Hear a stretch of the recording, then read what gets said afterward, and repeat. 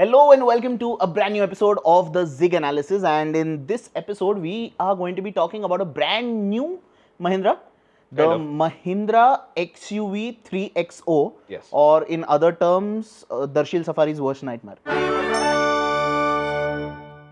Yeah, because those letters, especially when you combine it with the variants, Yeah. XUV 3XO, AX5L, then MX3 Pro, there's one too many things to it. Okay.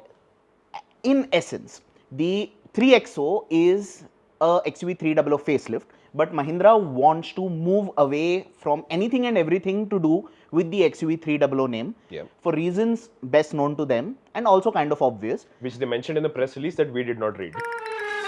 Anyway, but oddly enough, before the 3XO was the XUV 300, it is actually a SsangYong.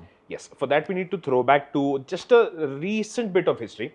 Back in 2010 or 11, a lot of Indian manufacturers were on a buying spree because we got so successful. So Tata had taken over Jaguar Land Rover, and one of the big news stories for Mahindra was the fact that they had taken over SsangYong. From SsangYong, we got multiple products here in India. Some of them were branded as SsangYong, some of them became Mahindras. So the SsangYong branded model was the Nexon. Then you had the new generation of the Nexon that got known as the Alturas G4. And then we had the most important of them all, which was the SsangYong Tivoli, which became the XUV 300. Right. The core difference between the 300 and the Tivoli was the fact that the Tivoli is technically a Creta rival, a compact SUV, so 4.3 meters, so basically over 4 meters in length. The XUV 300, because Mahindra is so adept at making these sub-4 vehicles out of nowhere. They did it with the Quanto became the Nuovo Sport, the Bolero became the Bolero Power Plus. So you don't forget the Verito vibe as well. So that is something that they have been very good at, and that is what led to the creation of the XUV 300, which then became a rival to the Nexon, the Brezza, all those sub-4 meter SUVs. And the distinct difference with the XUV 300 is the fact that it was a larger SUV that was chop-sized to sub-4 meter, whereas every other car in the segment has pretty much been born as a segment fitting or size requirement fitting product. And that subsequently led to a design that was both on point, classy, international, but also not. Because the one fundamental gap with the XUV 300 is the fact that you can tell that this car was chop sized. I don't think that has changed now with this deep facelift, but a lot has changed with the looks. And that is a biggest point of controversy, something that we debated a lot at the launch event with other journals as well. What do you think about it? Okay, first things first, for a Mahindra, the XUV 300, I want to say, was sober. Yes. In the larger scheme of things, if you look at products like the original XUV 500, even the recent XUV 700, all of them were in your face, grabbing your attention all the time. All of them shouted, hey, look at me. Yes. Right? The XUV 300 in comparison was, hello, I'm here. Yes. Right? That is what it was. The XUV 3XO is going to slap you with a wet towel if you don't look at it. You better look at me. That is the design that they're going for. That is what it does, especially if you look at it in loud colors like the red, the yellow, right? Even they have this beautiful deep blue going on. And apart from this, they have the neutrals, the white, blue, grays, all of that. My favorite pick is the white, hands down. It looks really good, right? From a design standpoint, it is really grabbing your attention. That face, it is controversial, period. But Tushar and I are going to go out on a limb and say, we love it. I do. Because A, it will grab attention, it will make you talk about it, and finally, the most important bit, you will not forget that face. Exactly. And this is where I feel the point of controversy came about, because on the internet, number one, you could put any design you want, with the exception of maybe the Volkswagen Virtus. I don't think anybody on the internet has ever agreed to say this is a good looking car. When the XUV 300 was there, they were saying, oh, it's so bland. Now that the new 3XO came out, 300 looked better. That's just how it goes. But what I feel is the point of contention here is the two design perspectives that come into place. I am going to go out on a limb and say that I feel like this is not a car that is aimed necessarily towards the tier 1 audience as much. Not so much towards the Bangalore city buyer, the Delhi city buyer, the Mumbai city buyer, specifically those who live in Bandra or Sobo. It is more for Bharat. It is a category of design where people want their cars to be more aggressive, to get more attention, to have a lot of presence to them. And frankly speaking, you cannot fault the 3XO for that, because they have managed to get the essence of the XUV 700's look up front with the kind of patterns that you have on the bonnet, and with the grille and the combination with the headlight surrounds, it looks a little bit Scorpio also. I know what you mean. Plus, if you look at the entirety of the front section, and I showed you the picture, we'll put it up right here. If you know of the character Nightwing, the little mask he wears, right? It is exactly that, and which is why I think it is going to be remembered. The C-shaped DRLs, they look great. The piano black grille, that looks nice. The bumper's been reworked, right? If you move on to the side, Mahindra has reintroduced 17-inch alloy wheels. That is what the XUV originally came with. It was downsized to 16s. The alloy wheel design, very Skoda Monte Carlo-y, Kushaq Monte Carlo-y, but I like it. The rear's my favorite bit of the design. The edge-to-edge lighting looks great. One little thing, I wish it had dynamic turn indicators, and I wish it had proper LED bulbs for the brake lamps and stuff, which it does not. But on the whole, design that will really grab your attention and will really have you remember it. Also, because we did a reel with Pratap Bose, and he could not stop talking about the little diamond elements everywhere. Those are very neatly integrated into the grille, into the C-pillar, even into the roof rails. So yes, if you like attention to detail, right, that is something the 3XO, XUV 3XO is going to offer. On the outside, it is drastically different from the 300 as we know it. On the inside, not so much. Yeah, so the first impression we got, because the presentation was long, 75 minutes, I remember. As they told us up front. And God bless Velu sir, he is an absolute joy to listen to, because you can tell that this is a man who's passionate about how he's built this car from component by component, and I absolutely love the physics lessons he gives us. As stupid as I feel while watching them. Favorite annual physics lecture is a Mahindra launch. So at this point, what we'll first say is that if you've had an idea about what happened with the XUV 400 rather, the design is kind of familiar. Even, in fact, if you go to the original 300 itself, the lot of the dashboard design, the patterns on that front is going to seem familiar to it, because in reality, this is not a brand new model. It is still very much a facelift. What they have changed is made certain enhancement with the design, not so much in terms of design, honestly, but more for touch and feel. Like the use of soft touch materials. They have gone bonkers with that. So the upper half of the door pads on the dashboard, you're going to see a lot of those soft touch elements, and there's a generous use of it. It's not just a slight bit of touch. It's actually got a lot of give to it. So that does make it feel a lot more premium. There's that stitching on front, and it's not like faux stitching. It is with a purpose. So that does help enhance the premiumness of it. And in isolation, the fitment quality of the 300 was already very good. The 3XO has gotten better. It feels very well put together. No sharp edges, no real points of complaint over there. The one bit that can become a little bit controversial, it's similar to the exterior, where certain parts feel like they may be slightly overstyled. Those diamond pin finishes that you have on the piano black inserts. The piano black inserts themselves, I'm not that big a fan of them. Those diamond pin inserts can either make it seem overstyled, and for people who want it to be just a little bit more subtle, I feel like a little bit of subtlety has been lost in comparison to the previous one, but it's on theme for the XUV 3XO altogether. Yeah, see, the issue I had with the XUV 300, even when it originally debuted, was that interior looked like it was designed in the early 2010s, right? It had those very tiny buttons, it had orange backlighting, it looked dated. That has been fixed. Correct. I am glad I don't have tiny buttons to access anything and everything on the center console. The orange backlighting's gone. You've got a nice crisp white display there for the climate control, and in general everything is easily accessible. Ergonomically, the vehicle is sorted. Another thing that the 3XO does really well is that it makes you feel like you're sitting in a car from a segment above, and this is purely because of A, how wide it feels, and B, what the seating position is like. I remember Mahindra telling us it is almost identical to that of the XUV 700. And when you sit in it, right, large guys, him and I in the front seat, not rubbing shoulders at all, really good feeling to have. Plus, where the XUV 3XO has really scored is in terms of practicality and actual usable practicality. You've got two proper bottle holders in the doors, you've got two usable cup holders, you've got a space to put your phone underneath the center console, the front armrest has storage. The front seats, what do you think about it? Front seats for me, so it's a bit of a pro and con over them. If you're normal size, up to about Ame's profile. Yeah. So somebody who's got maybe a shoulder length of 40, 44 in that territory, Yeah. slender build but not like too skinny or something. For them, it'll be a perfectly contoured seats because it does have the support on the lateral side as well. Under the support is also decent, at least in the front seat. But if you start getting fatter, like us for example, that time you can find yourself spilling out of these seats because the contouring is quite sharp on that front. Yeah. What I loved about the seating position was not so much about the seat comfort itself, but how much flexibility you had with the seat movement. Yeah. I will go outright and tell you this right now, as somebody who is exceptionally tall by the Indian context, 6'5". This is the most tall person friendly car, maybe even in the compact SUV segment. Sure. Because of how much movement I have. I can pull the seat all the way back and stretch my legs out like this.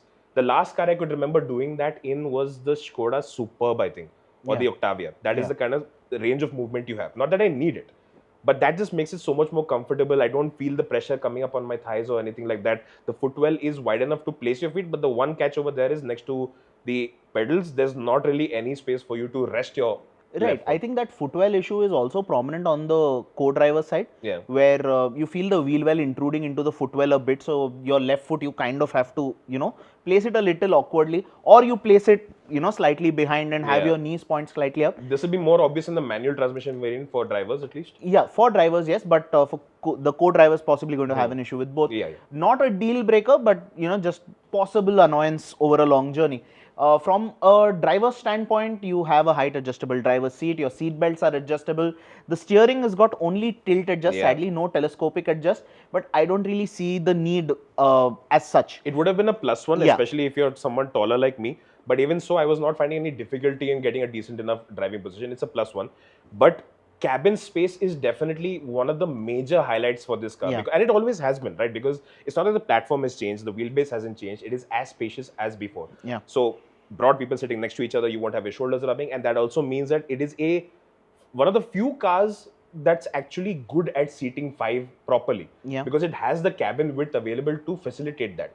You also have a great sense of space now being liberated, not only because you have a beige and black interior, because you obviously have the option of a panoramic sunroof now, the very first in the segment. And for chauffeur-driven owners, I think this is one of the major advantages for this particular car, because they are targeting not only the sub-4 meter SUVs, but they're looking at the compact SUV segment as well, because they're giving you the space and practicality of a compact SUV in terms of width, in terms of legroom, but they're offering it at the features also that you get with the compact SUV segment, but at a price point that's obviously going to be much lower. So if you're a chauffeur-driven owner, the XUV3XO can be a great proposition. This is going to be very difficult to catch myself, but the 3XO is going to be a great option for chauffeur-driven owners, obviously because you also have the rear armrest at the back, so it's a very comfortable place to be in. So in terms of rear seat space, I think in this segment, it is the best, period. There is no other car in this segment that can fit a 6.5 foot Tushar in the front seat with a 6 foot tall Amay sitting behind his driving position. Not as comfortably. Not very comfortably, legs are slightly spread out, but it is still something that is manageable. 2 6-footers, you'll have room to spare, and that is not something that we can say about most or any compact SUVs in this space. You spoke about headroom. One thing I need to point out is that whether you buy a model with the panoramic sunroof, without it, or with the single pane sunroof, the rear seat headroom is the exact same, which is a fantastic thing. That is enough headroom even for me, just by the way. I think even he has a little bit of space to spare. They've got 3 headrests at the rear, great. The seat back is flat-ish, so seating 3 is possible. Issue with the rear seat, the seat squab is slightly small, and it is slightly, let's say it's perpendicular to the floor, parallel to the floor, sorry. So it's parallel to the floor, so you kind of miss out on under thigh support just a little. You sit with your knees up, but if rear seat space is a key priority, the segment does not offer anything better than the 3XO. I think we can say that going out on a limb. And what the XUV300/3XO's biggest bugbear was the boot. That hasn't exactly changed. It's not. First thing to point out is the spare tire is a space saver. It's not a full-size spare tire that you have underneath the boot floor. There are 60-40 split rear seats. It's not going to be completely integrated into the boot floor if you need that. If we're talking about boot space, I don't see it being that big a deal breaker. Yes, on one hand, it's not going to be as competent as a Kia Sonet, which can fit in, I think, one large airport-sized suitcase along with a medium-sized bag, along with a soft bag at the rear, because it's not a very there's not a lot of length to play with, right? That is the consequence of them chopping the rear end of the car. But if you were to place luggage vertically, we were able to get in 1, 2, 3, 4. Yeah. 4 of those carry-on size bags. You can get in some larger bags if you place them vertically. It's limited. So for small families, it is ideal. If you want a lot of boot space, then probably you'll have to move a segment above any case. But it's not that much of a cutback compared to some compact SUVs also that we know. See, the way I see it, it will force you to change your luggage. Yeah. Okay, if you have large bags, I'm sorry, that's not going to work. The car has depth, right, but it does not have length. Yeah. So even if you try and place larger luggages, like one large bag will probably take up the entirety of the boot. That's not a very smart way of using it. Yeah, it's one and done. The overnight cabin bags, you can fit 4 of them easily. That is something that I think is enough for a family of 4 or 5.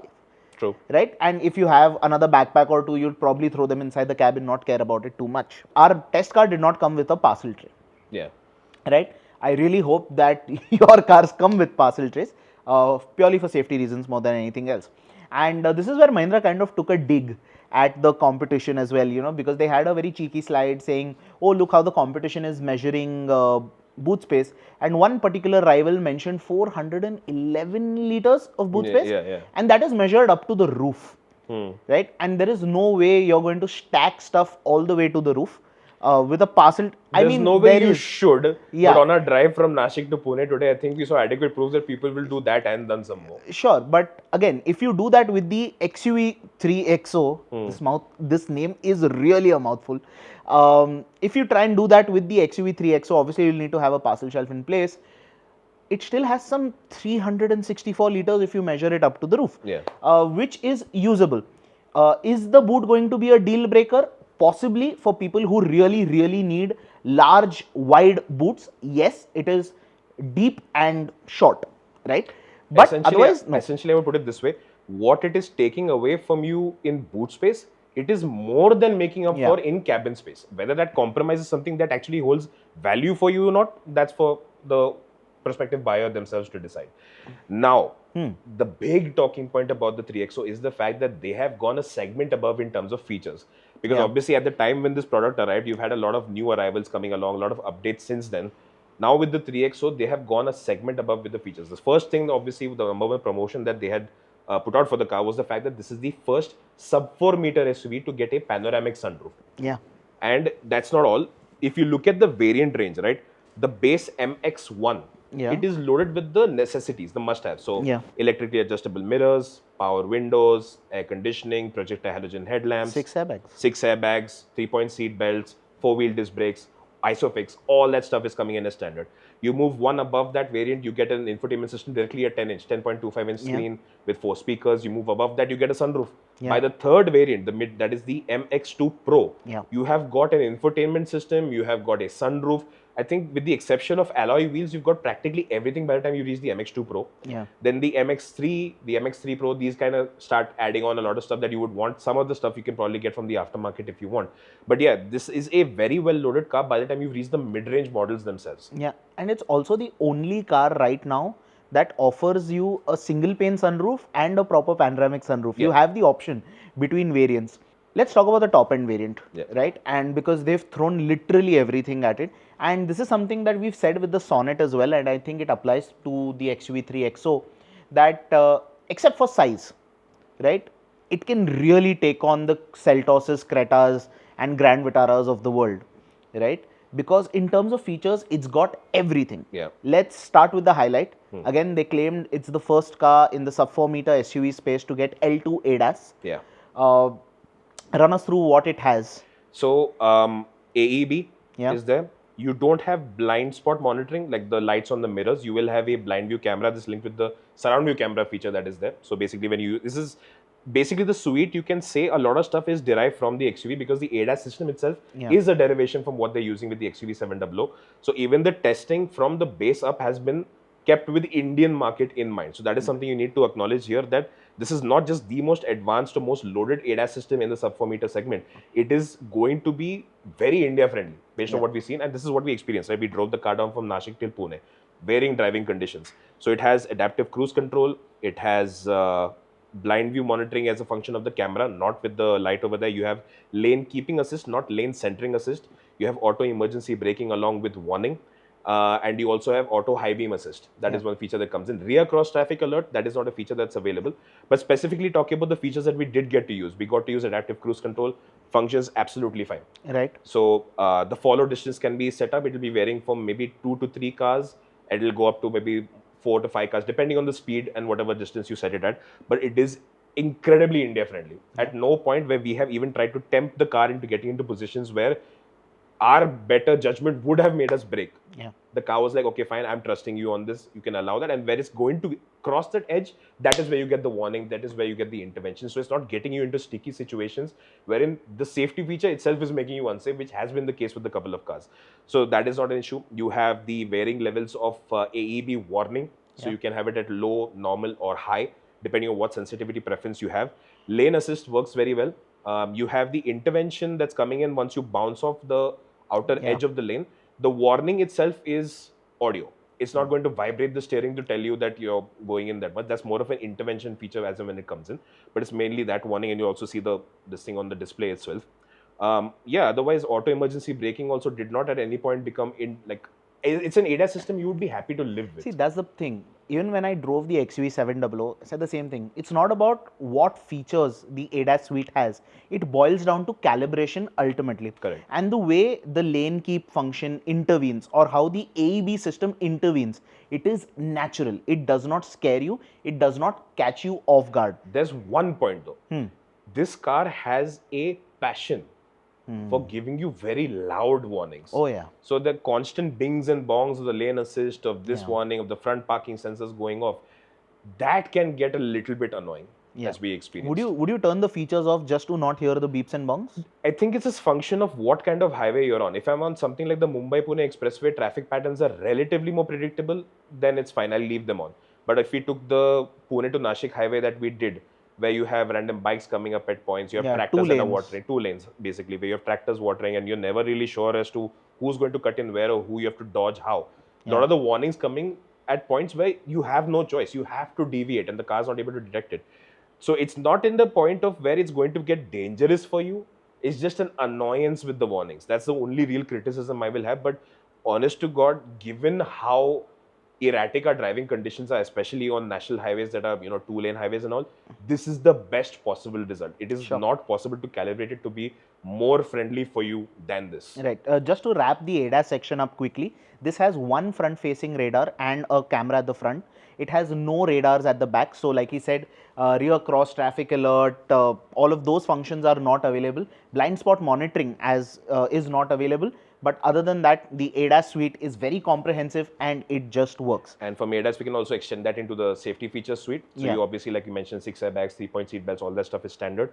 You also have a surround view camera, and it also has the function of the blind view monitoring, which is essentially linked to the indicator.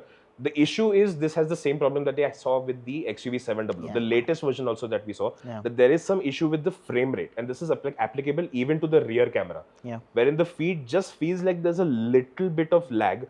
You can counter it to some extent when you're driving in reverse by reversing more slowly, but when you're using the indicators, at that point, it has to be as close to your actual mirror's view as possible for it to be of any consequence, and I don't feel it's quite reached that point yet.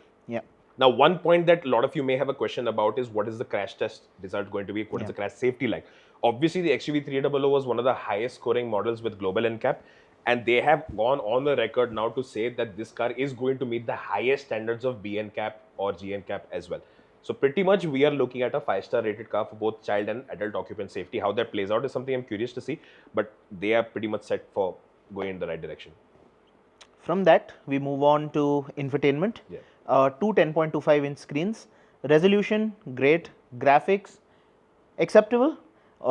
UI UX is sorted. It's not very cluttered. It'll take probably a little getting used to for the touchscreen because it's laid out in tiles and sometimes you can't figure out which function is where.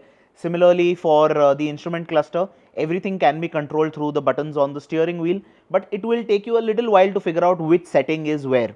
There's also a little bit of lag to that, right? This is the parallel we were drawing, that when I experienced the Honda City's part digital instrument cluster, best instrument cluster, the integration from button click to change in menu, it's Yeah. immediate. Here you have that little 2% of lag that just makes it like you have to look up, down, look up, down, look up, down, and just get that right. It's not coming as naturally as it should have. Sure. So that just processing being sped up a little bit. Same over there, same with the touchscreen response times also. Yeah. Just that little bit of finesse or speed being added to that would make it just acres more usable. But in terms of interface itself, it's very easy to understand. There's no difficulty on that front. That thing is connected to a Harman Kardon audio system. And it has something that Mahindra claims is a 9-band equalizer. You need to explain that to me. Which I challenge people to figure out. Is that the one where you were talking about the different? Yeah, so different frequencies you get to tweak, right? Please just give me sound modes. Yeah, that would make more sense. Because I could see Tushar's brain buffering.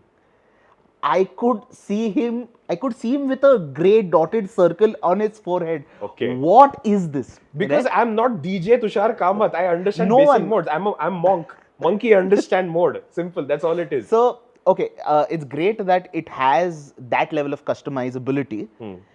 But I'm not sure if anyone really asked for this. The packaging can be more straightforward for the more common user. It can be, because if you just see frequencies, you're like, what do I do with this, right? Give me modes, that just makes it easier for different kinds of music, rock, hip hop, whatever. Something that the Nexon does oddly and does it quite well. Yeah. The audio system quality, I'm oddly not too happy with. Neither am I had to fiddle with it quite a bit just to get a sound that I was happy with. But again, that is a function of the customizability it had. Yeah, but we tried boosting the bass, we fiddled with the subwoofer, we changed the equalizer settings. Yeah. At no point could I say that even by playing some very bass heavy songs like Yeah. Bossy Bob by Stormzy, that is, if you drop it in the comments if you like that, what I'm saying is that it still felt very flat for a Harman Kardon audio. And I'm just saying that because very recently we drove the Nexon EV that had the Harman sound system. Yeah. The difference between the two is very apparent. It is Sure. a much better, I want to say much thicker sound experience with the Nexon that I'm not quite getting with the XUV yet. Yeah, so for the Nexon, instead of thicker, I think I'd use the word fuller. It kind of, that sound envelopes you a little better, and it makes you, it gives you that immersive experience that you want. Yeah. The XUV, like you said, it inevitably ends up feeling a little flat, and if you fiddle with it, it more often than not just sounds bright. Not the greatest audio experience, but something that you'll be able to live with if you're just going to be listening to your Spotify and Apple Music or whatever you listen to your audio on. Podcasts, it'll be okay. But if you're an audiophile, probably that system's not going to, set any benchmarks for you. Cool. What else do we have in the top spec? We've got dual zone climate control. Yes, rear AC vents are there from the rear base AC vents, really good AC, Yeah. really Yeah. good AC. My left knee hasn't been chilled in such a long time. I don't know why manufacturers insist on putting rear AC vents right in the center, possibly because it's easy, but really good AC. 65 watt USB Type-C charger. That brings me to another complaint. Yeah, CarPlay. So, right now, the AX7L technically is supposed to have wireless Android Auto and wireless Apple CarPlay, but for the time being, it is wired CarPlay, and that wired CarPlay also works through a Type A port. Yeah, not through the fast charger. So iPhones come with Type-C cables now, and everyone's using Type-C because it just charges fast. The other port is a 65 watt Type-C, which can actually charge your MacBook if required. So that's great. There is a wireless charger that just works. There's a Type-C charger at the rear as well. Oh yeah, there's a Type-C charger at the rear. You get a nifty spot to put your phone in. What else do we have? We have got the zip, zap and zoom drive modes. One thing about that is that's again like one of those things I was saying, right? The integration could be quicker and a little bit better because every single time it feels like the drive mode is like I must announce my arrival rather. So if I go from zip to zap, it'll take, first button is okay, here are the drive modes. Second tap is okay, I've shifted to the drive mode. Third action is this is the animation of the drive mode. Everything doesn't now need to be so pronounced, right? Drive modes are something that when I'm using in my car, just tap, tap, tap, tap. You go through it in fractions of a second. So that's how intuitive it needs to be. You know what I'm happy about? What? That it does not say zoom drive mode activated. Yeah. I'm so happy it does not do that. But while I'm talking about that, every time you start the car, yeah, the welcome message. Yeah, it will give you a non-skippable 5-second YouTube ad. I'm sure there's As somewhere in audio, it does not actually give you a YouTube there must be ad. some way in the menu to Probably. deactivate that. We'll figure out. We'll get to that. We have the Yeah. car with us for some time. Besides that, you also have the steering modes. It's the same thing as before. You have the normal, sport, and this comfort mode. Yeah. Basically, it's the equivalent of putting a resistance band on the steering column, where you feel like unnecessary you're getting some amount of resistance. It's like the steering rack has been dipped into thicker hummus. That's all it is. It doesn't really make the car feel any sportier because it's not like the steering gets more direct. You don't get more feedback from it. It does feel a little bit dead nonetheless. It's fine for regular driving. I'm just going to say it's a feature no one asked for. It's not necessary. It's nice to have. Just give me a steering that works. I don't want to just alter steering weight while the rest of the car remains the same. Yeah. We've got a panoramic sunroof, which is great. The sunshade is not a sari, thankfully. It actually blocks out heat. We've got steering mounted audio control, 6 airbags we've covered. What is it missing?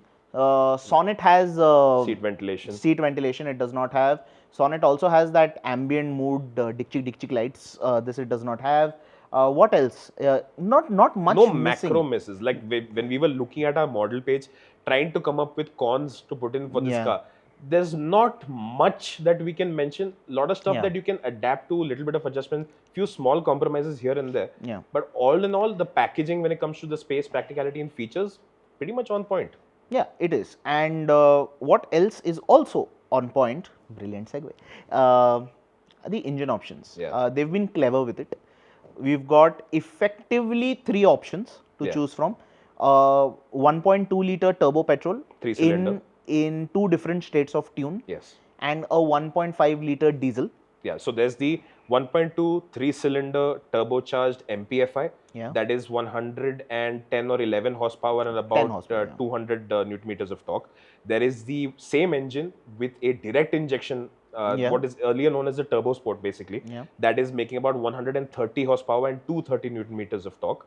And you have the diesel 1.5 4-cylinder that's making around 117-ish horsepower and about 300 Newton meters of torque. With the petrol, you have a 6-speed manual as standard. And while you did have an AMT before, it is now moved to a 6-speed Aisin-sourced torque converter automatic, still front-wheel drive no matter what. With the diesel, 6-speed manual as standard, and you still have the auto shift or AMT that's available as the automatic transmission option. We have experienced the diesel manual as well as the 6-speed automatic with the petrol. Yeah. Now, first impressions, let's start off with the diesel. I want to say it's a very, very, very good diesel engine, period. Yes. Now, very limited diesel options in this segment. You've got the Nexon, you've got the Sonnet Venue, and you've got the 3XO. I want to say the 3XO is possibly the best balance in all the options that are available. I'd agree. Primarily from a NVH standpoint. They've worked on not just the engine, but also the car's NVH package so well that it is, except for startup, like you said, very hard to actually figure out if there is a diesel engine running under the bonnet. Even when you redline the thing. Yeah. And the redline's pretty high for a diesel, but even if you're really pushing it, you don't really hear too much of it. With BS 6.2 coming in, we saw a lot of these small capacity diesels being neutered a little, being a little mellow. So yes, it does have turbo lag till about 1500 odd RPM. After that, you do feel the turbo kick in, but it's not violent. If you've driven a BS4 XUV300 diesel, you know it would slap you. It would slap you with torque. This one is shoving you, it's pushing. So it's got great drivability, even with a passenger load of 3 people. And technically, if 2 of them are us, then it becomes like 4 or 5 people on board. Self-burn. So that is giving it great highway ability. It's great at overtakes, good at refinement, sounds quite polished for a diesel. The only point of contention for me, and this is something that is common to both the petrol and the diesel, when you're driving them in stop and go traffic in the city, I'm talking about driving from like 15 to 30 kilometers per hour, that speed range, it does feel like you get a little bit annoyed by the lag. And this is an issue we've also seen with the Nexon DCT, with the Venue DCT, with the Sonnet DCT, the petrol versions, that you have a little bit of turbo lag initially. And then you're trying to get that little bit of an uptick in performance, but it becomes too much. So it gets a little bit jerky, a little bit head noddy when you're driving at very low speeds. So that is something that you will have to adapt your drive style to, I feel, to some extent. But once you get out into flowing traffic, once you're out on the highway, you've got the responsiveness, you've got the refinement, you've got the predictability, you've got the punch, you've got the ability to drive with the full passenger load in peace. And that is not just a function of the performance. Yeah. The ride comfort. Oof. What a spectacular job Mahindra has done with this. Because we've primarily driven the car now with a passenger load. When we came down from Nashik, we deliberately went over speed breakers. We deliberately went over broken patches. We deliberately went over potholes. Yeah. We did them at speeds where most users would not go. Yeah. We did them slowly. We did them at mid-range speed. We did them quickly. It is settled. It is comfortable. And most importantly, it is quiet. I was actually surprised at how quiet it was more than anything, because I spent quite a lot of my time today in the back seat, right? I actually nodded off for a bit. A bit. 45 minutes. A lot of snoring. A bit. And even over those really nasty rumblers, right? The car, of course, there's multiple rumblers in succession. It is going to have vertical movement.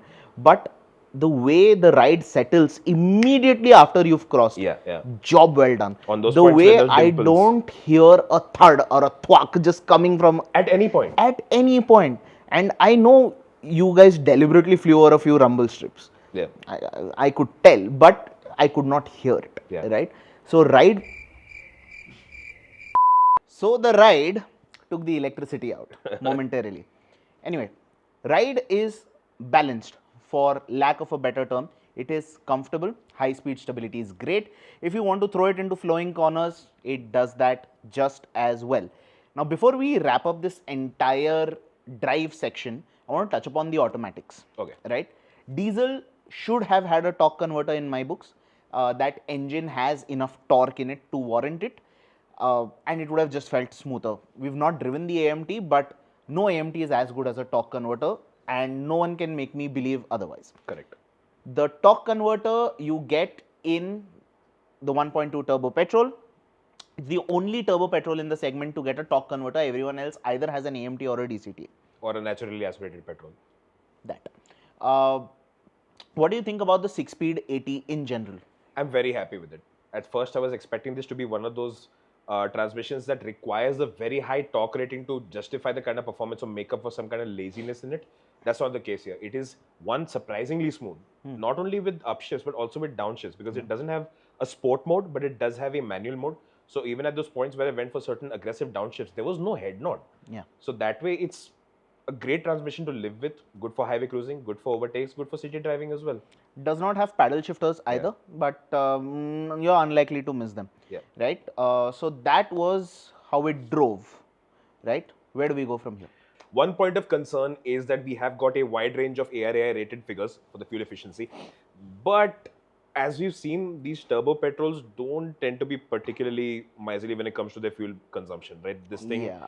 I'm not expecting it. I'm realistically going to say maybe 10, 11 in the city is what I'm getting. I'm going to run a proper test, of course, to find out what the actual figures are. But I'd keep my expectations, at least with fuel efficiency, with the petrol, to be a little bit tempered. It's not going to be the most efficient option out there. Any turbo petrol with an automatic is not going to be particularly efficient, especially if you run it in bumper to bumper city traffic. Yeah. If you are looking at heavy city usage, consider possibly the diesel manual if you're okay living with a manual, or a diesel AMT, because that will be more fuel efficient, period. Good. But if usage is low, you can look at the turbo petrol with the automatic. Now, fuel efficiency is out of the way. Do you want to address the elephant in the room? What's up? That joke is overused. I was talking very rich coming from you. Anyway, do you want to talk about how the Nexon and the XUV 3XO stack up? Because both are very similar in what they want to promise. Yeah. A, Indian brand. Yeah. B, really high on design quotient, Yes. both inside out, In different ways. in different ways. Really high on tech, surprisingly.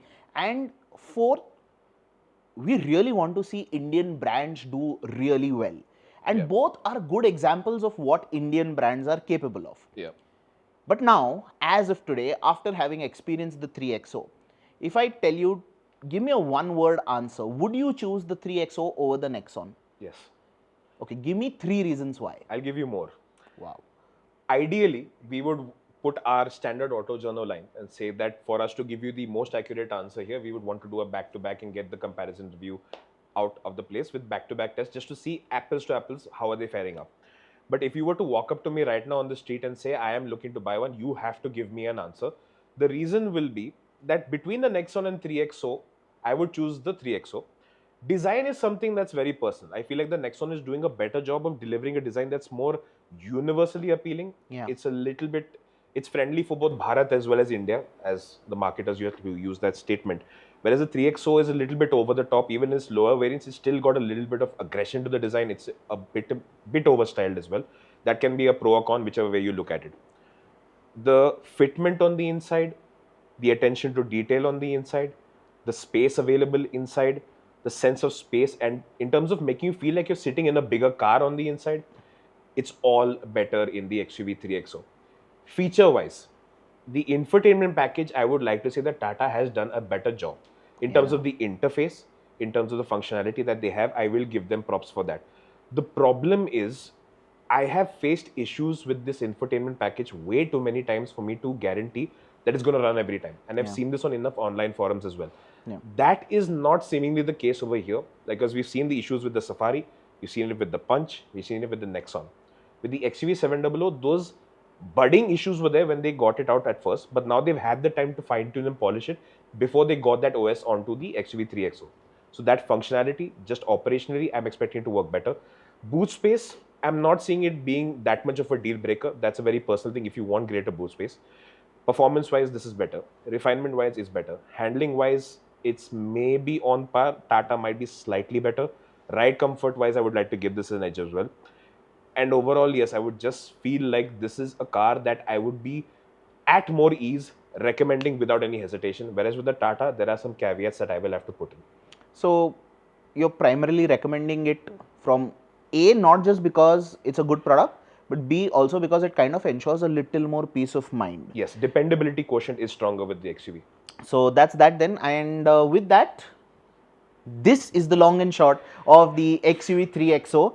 I know we've been rambling on about the car quite a lot, but in the off chance that we've missed something, do let us know in the comments. If you've got any questions, please drop them down below. Tushar or I will answer. If you like this video, give it a like. If you do not like it, give it a thumbs down. If you want to argue with us, feel free. Follow us on Instagram. Like, share, subscribe, all of that. We'll see you in the next one. Thank you so much for watching. Bye.